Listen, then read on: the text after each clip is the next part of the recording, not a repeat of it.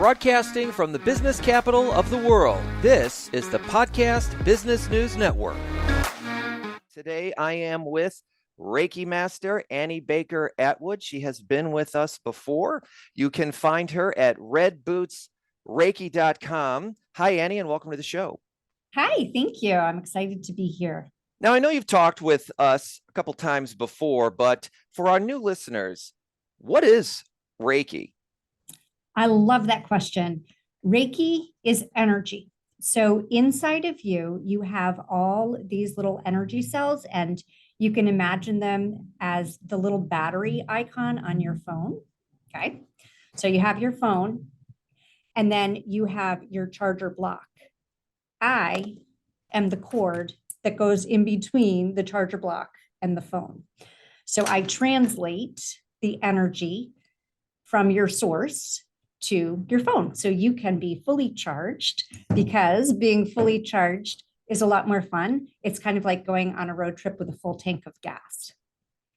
So, I know with my phone cord, right? If I could disconnect it from the charger and from the phone, and then it's not there anymore. So I'm picking up on your metaphor, I think. So explain to me why I would need a Reiki master. It sounds like things can happen with my cord. So talk to me about what you do in terms of sorting me out. Okay, so you have your battery icons, and when they're inside of you, for the most part, you don't know how charged they are because you can't see them. And so my job is to charge them up and really, really supercharge them. Yes, you can charge your own energy cells. And I highly recommend that everybody do it. But the same that you brush your teeth twice a day, but you still go to the dentist every 6 months because you want to make sure that you get the deep dental cleaning. That's why you would come to me, because I have, I'm a supercharger. And so it really expands your energy. It's interesting that you say that. We can all say that we slept for 8 hours. And often, sometimes, I think for a lot of us, that just means we happen to have been laying in our bed for 8 hours, right? Yes. And so I think that sometimes it's obvious when we're really tired. But then there seems to be other times when, I got enough sleep, I should be good, right?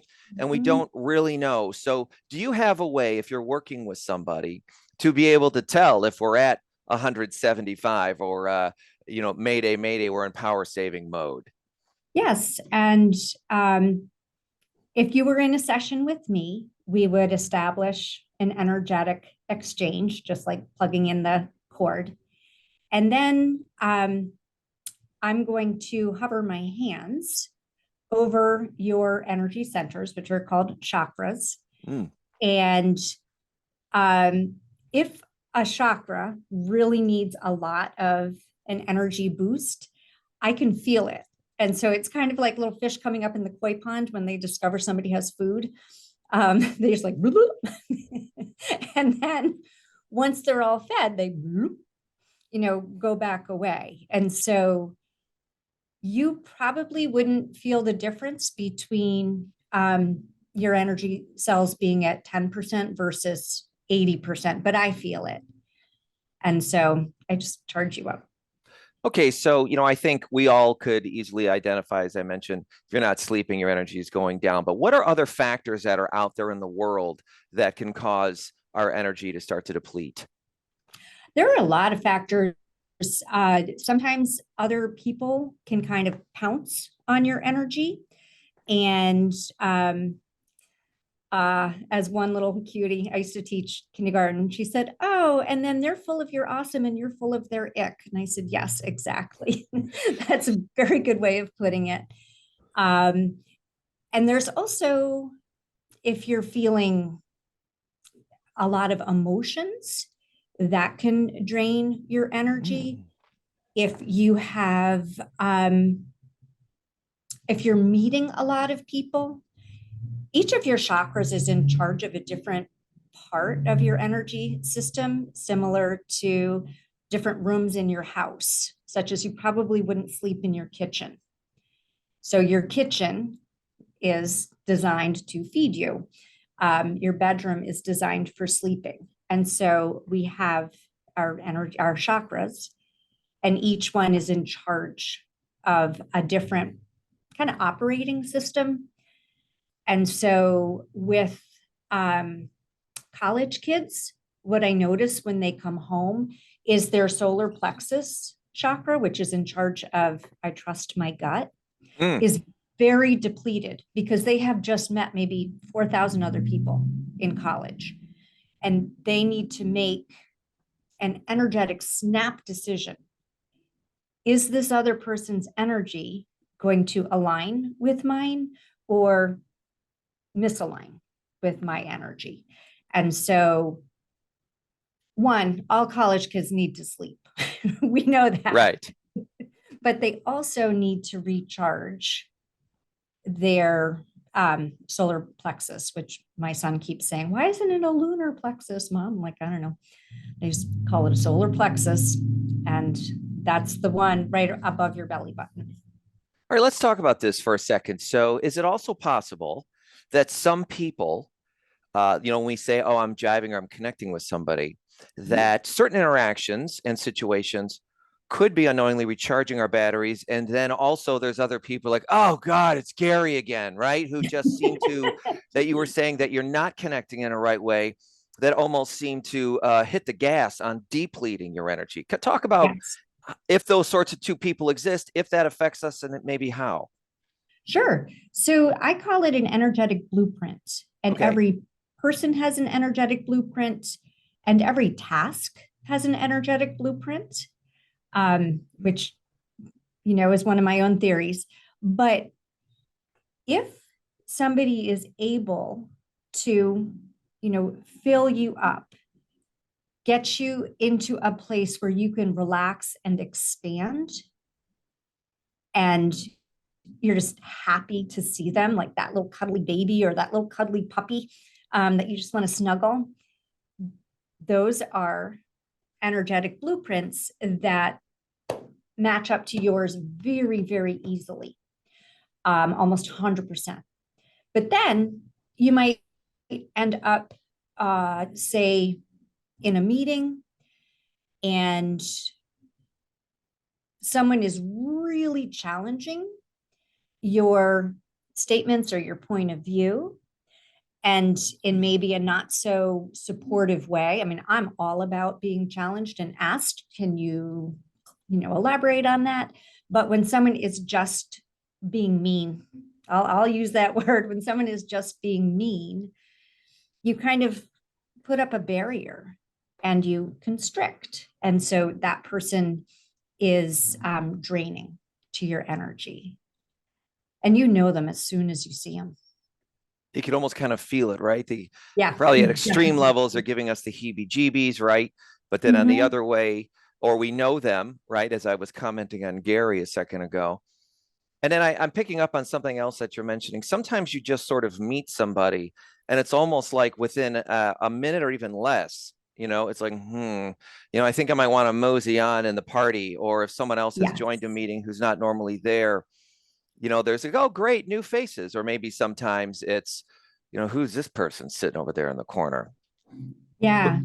Are we all emanating that out of us to everyone? Yes. I'm so glad that you asked that. We all have, with our blueprint, we have our volume button, and each of us vibrates at a different level, right? So some of us vibrate at a very low level, so, not very fast. And that energy is very depleting to be around. And then some people just seem to, glow, and you want to be near them. And you just feel good in their presence.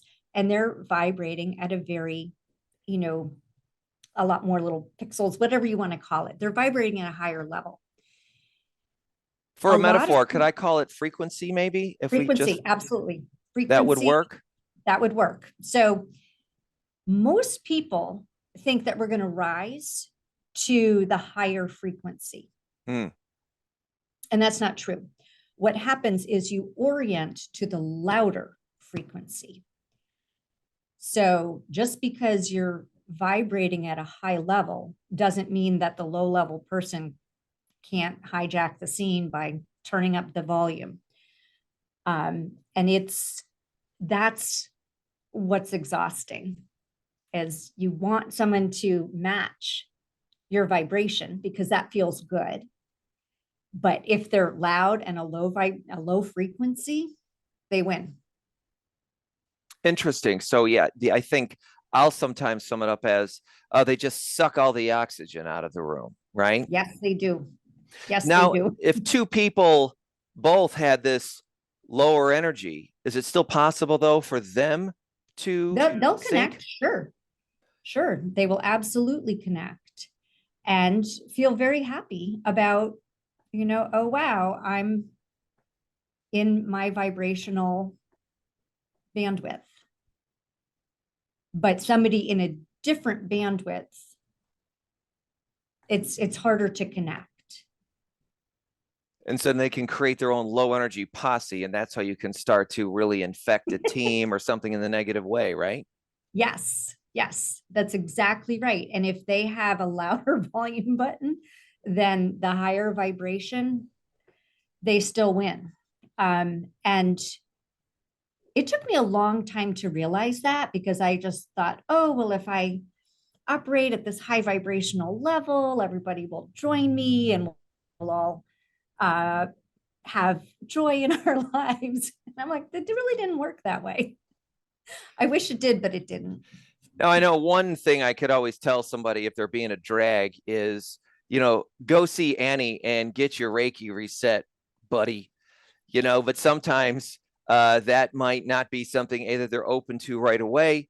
So if you had a tip for our listeners, if you're catching somebody that you just have to deal with, but they are attempting to be the louder energy in a non-productive way, do you have, I know, so like if I was to come see you, resetting my energy would always be like charging up my battery to be able to sort of deal with some of these people along the way. It sounds like one step. As another step, as we're dealing with our day to day and we just sometimes have to get through the day, right? What would be a way that would either be constructive, empowering, or maybe just for lack of a better term, have the best chance to land and be accepted by somebody who is being a, energy vampire? What would be a tip or two that you could maybe tell all of us to try? That's a really good question. And my experience is an energy vampire really isn't interested in what you think or feel. So you're kind of on your own to keep your space clean and clear. A lot of people think of boundaries as a line in the sand or part of a cage. I'm here, you're there, and it's very clear. And then somebody's always trying to push that boundary. But if you think about boundaries as this cozy nest that has your back, and you can look out over, wherever you are and just observe, then you're less likely to engage in somebody wanting to pounce or be an energy vampire. So interesting. So working with a Reiki master such as yourself, Annie, besides just recharging my batteries, does by working with you, in essence, help us to build up our defenses and create a structure for ourselves so that our battery doesn't get depleted quite as fast throughout the day? 100%. And the other thing that I work a lot with is removing those vampire energies from you. Sometimes I call it the diaper bag of depression. So you're lugging it around for somebody and you're just lugging around all of this, people call it baggage, or right. What no longer serves you, right? So one of the things that I do that's unique to me is I don't just unpack that baggage off the trailer, I unhitch the trailer. And so you are free to move about the city, the town, wherever you are, without lugging things. A lot of people just unpack the trailer, And then it gets packed up again. They unpack the trailer. Something still gets put back on top of it. So you need to unhitch the trailer. And it's a very simple session called cord cutting. Although, you don't really need to think about it that way. You just really need to think about unhitching the trailer and parking it. They have trailer parks for that. I'm a big sailor. And so where we parked the trailer was always really important. And Right. go find it, because even if you've launched the boat, you don't really want to be driving around town with the trailer still attached. It's a lot easier to unhitch the trailer and leave it and then drive off in your car. But the one thing that I would say is I have I don't even think it's 30 seconds, little routine set of things you can say to align your chakras so that, boom, you've reset your energy. Say to yourself, like affirmations. Yep, you could call them that. You can say them aloud or silently. So I'm going to make you do this. Okay, ready? Okay. So you're going to take one hand, doesn't matter which, and you're going to put it in between your hip bones. And that is your root chakra. Okay. And you say, I am fully present. I am fully present. You move it up to underneath your belly button. That's your sacral. You say, I use all my senses. I use all my senses. You move your hand up to over your belly button. That's your solar plexus. And you say, I trust my gut. I trust my gut. You put your hand over your heart and you say, I choose joy. I choose joy. And that means you are neither superior nor inferior to anybody. You put your hand on your throat and you say, I speak kindly to myself and others. I speak kindly to myself and others. You put your hand right in between your eyebrows. That's your brow chakra. And you say, I use my knowledge. I use my knowledge. And then you put, I don't know if you can see, you put your hand palm up over the top of your head. Okay. And you say, I let light shine through me. I let light shine through me. And that connects all of the little containers for the habit trail. And so you are literally able to bring in energy from the universe and have it power you up. At the risk of sounding a bit cheesy, all of a sudden I find myself like I can't get the grin off my face just from doing that.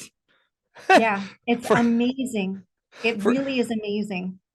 For everybody just joining us, I'm with Reiki Master Annie Baker Atwood. She's out of Maine, but does services and sessions all over the world. She has a practice called Red Boots Reiki, where, of course, you can find her at redbootsreiki.com. So let's talk about that for a minute. What sort of sessions do you offer? And I'm thinking about the world today, stress, anxiety. For anyone who hasn't been living under a rock, the world's been a little wild for the past couple of years. And it seems like a good place to start for like a day-to-day, right? Like sometimes we don't know that our whole life is falling apart, but we have these sort of micro pressures that are adding up. So explain how your sessions work if somebody wanted to come meet you. If somebody wants to come meet me, just hop on my website. It's me. My phone number's there. Text me. Most people will just text RBR with a question mark. I designed the name of my company to feel very accessible for men and women. Interestingly, the majority of my clients are men because I'm pretty easy to get along with and don't have a lot of fancy smells or anything like that. So it's interesting when men come and it's an in-person session, they fall asleep really fast. So explain this to me, right? So could they come meet with you? Is it all day? Is it 10 minutes? Is it an hour? And then it's about an hour. It's about an hour. And there's kind of 3 different positions. So you start lying on your back and I activate your energy centers. And that's kind of like going down to that circuit box in your house and just going click, click, click, click, click, click, click. And that way I know that we have a connection. All of your energy centers are able to receive energy. Mm. So we energize you up when you're lying face up. My son says it feels like wiggly teeth when I'm working on each chakra. He's like, oh, Mom, it's like little wiggly teeth. I'm like, oh, good. And then I work in your headspace. And what I can do is kind of go in and work with you. Oh, first off, I need to be invited in to work with you. Like I Okay. can't just like pounce because that's not good practice. So if you're in my session, whether it's Zoom or in person, you've made an agreement that you're willing to get charged up. You might not even feel anything, but I'll know. So after we do the front pattern, I go in, and in your headspace, it's really interesting. And this is where I work really well with high performing athletes. Okay. Because we all know that if you can visualize it in your head when you go to, execute or do it, you've already practiced it. And so you're able to, whether it's tennis, golf, sailing, whatever the maneuver is, athletes visualize first. And so that's the place where I can enhance your athletic performance. We call it the 10%. You don't really know what it is, but that 10% precision over your opponent helps you win. I mean, simple as that. So during my headspace with you, that would be where I would be mentally giving you the exact muscle movement for the perfect golf swing, the perfect tacking on a boat, whatever maneuver it is, that's where I can boost you. And that's also where I can clear out all of your chakras because they kind of get a little dusty sometimes. So we have fun during that. Most of the time people are asleep by that point. So Okay. whatever I do, it really doesn't matter. And that's After okay. If people were to fall asleep, oh you my can keep gosh, working.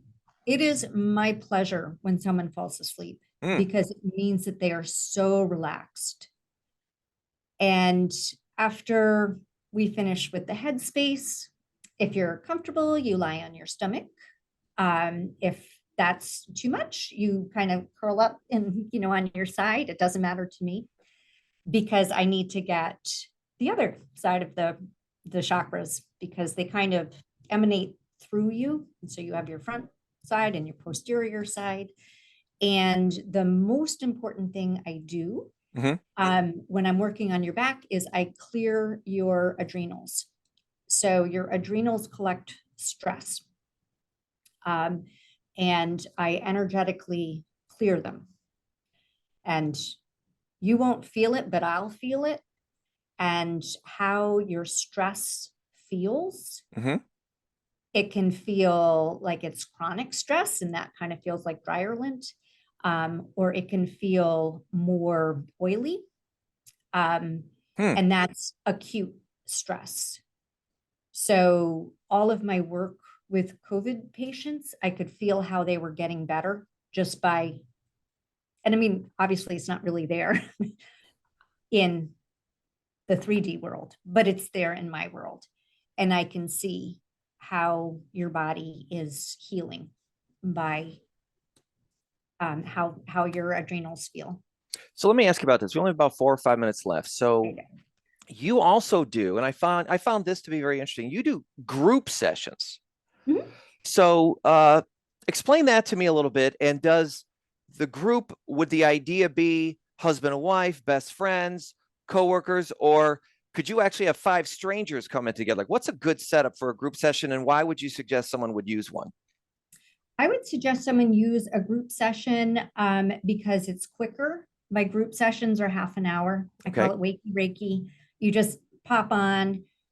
You're in your own home. It doesn't matter if you know the other people or not. You don't even need to be on screen. But it is the most cost efficient way to work with me directly. So you're just getting a once a week tune-up. I would not recommend a group session if there's something, a very specific injury that you're working on, or a specific energetic release. So if you have been in relationship with someone who has been very oppressive to you, you would want a one-on-one with me. Oh, not have them like join you with a group Correct, session. no. Correct. Okay. But a group session is just kind of like a group exercise class. You know, it's fun. Everybody's energy gets enhanced at the same time, which is expansive.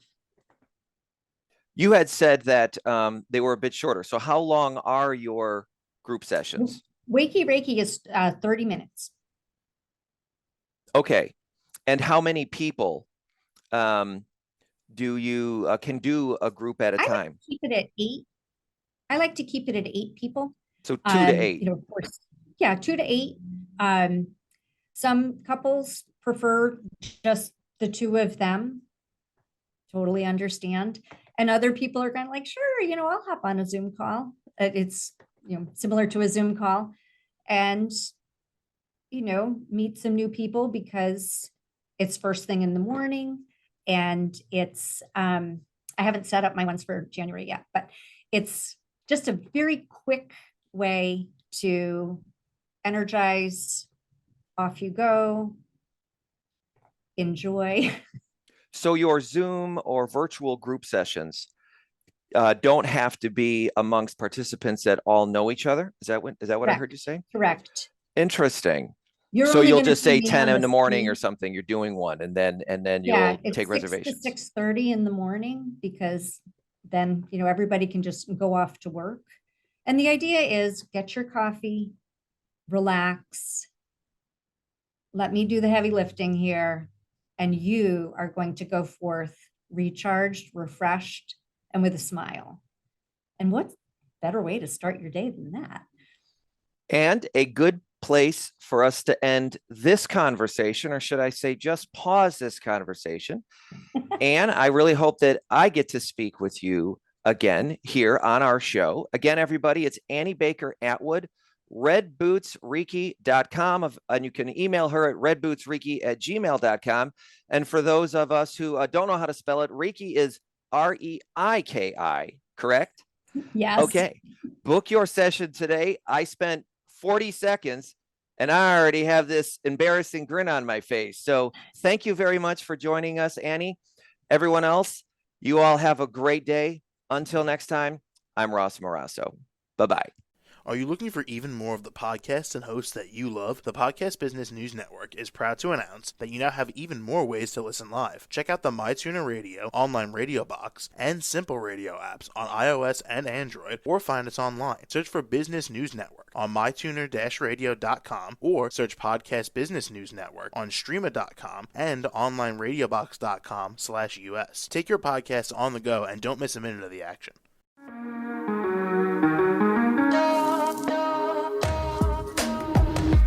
Broadcasting from the business capital of the world, this is the Podcast Business News Network. For nearly 2,000 severely injured veterans, everyday life has become filled with barriers. Day-to-day simple tasks can become pretty daunting. I have to carry my chair up 2 flights of steps or have somebody do it for me. What scares me the most is just the falling.